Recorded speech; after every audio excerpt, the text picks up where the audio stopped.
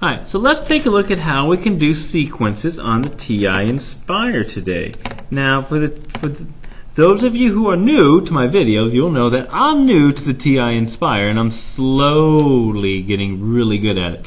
So, let's do this by hand first. So, we have the sequence a sub n equals 2 to the n. To get the first term in the sequence, like a sub 1, I'm going to go 2 to the first, which is 2. So, I'm going to do it by hand first. So, the second term, 2 squared, which is 4.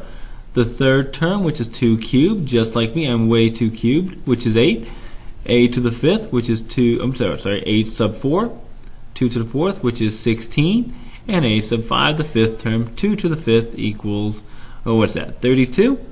Now, you can do this on the NSpire. Doesn't matter if you're in Scratchpad or the other screen. But what you're going to do is, you're going to look for the word sequence. Now, SEQ. But I think it's quicker just to type it in. So I'm just going to type it in. You can see me type it in here, down here, the letters. I'm just going to type in sequence. S-E-Q. Sequence.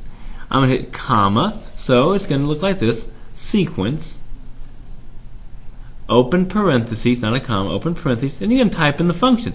We want 2 to the n. So I'll use x. I think you can use n if you want to. So I'll go 2 caret. There's my x button down here. 2 to the x. Scroll over a little bit to get down. Press a comma. Now you got to type in the letter x again to let you know which variable we are expanding about. X. And then we're going to let the x go from our first term. So you got an x there. Our first term. So you go comma 1.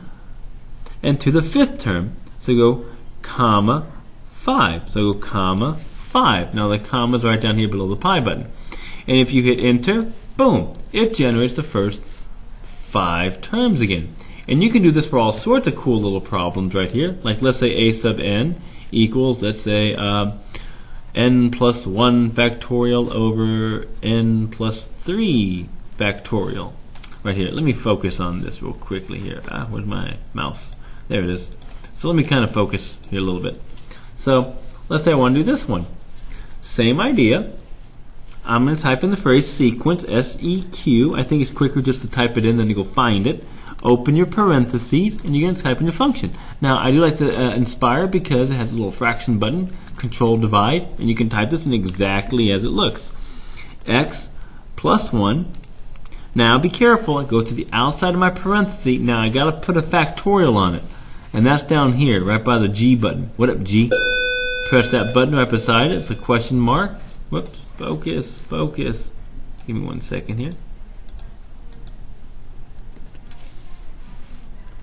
There. I'm going to press that button by the G button. It comes up a screen right here. Go over 1. Not a question mark. Sorry.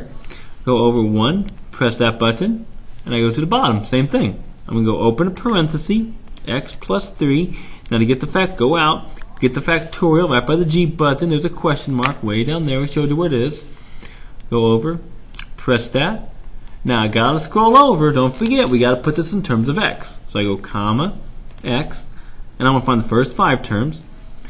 Comma 1, comma 5, and I press enter. And look what I get here. I'm gonna get 1/12, 1/20th, 1/30th, 1 over 42, 1 over 56. There's my first 5 terms. Now, take a look here. What do you think is going to happen if we take the limit as n goes to infinity of our problem? Hopefully you're right. The bottom is getting bigger, so this should go to 0. And we can verify that by just taking the limit. N plus 1 factorial over n plus 3 factorial. And we just talked about this in part 2, or part 1, where you're going to expand the bigger one. So I expand the bottom one, n plus 3. N plus 2, n plus 1. Now that's the same as my top one, so I just leave it there because those cancel. And we're left with the limit as n goes to infinity of 1 over n plus 3, n plus 2. So I get 1 over infinity, right, if I plug it in, which is 0, which is finite, right? So therefore, what does that mean? Because that's a finite number, that this sequence, if we go out forever, will converge to 0.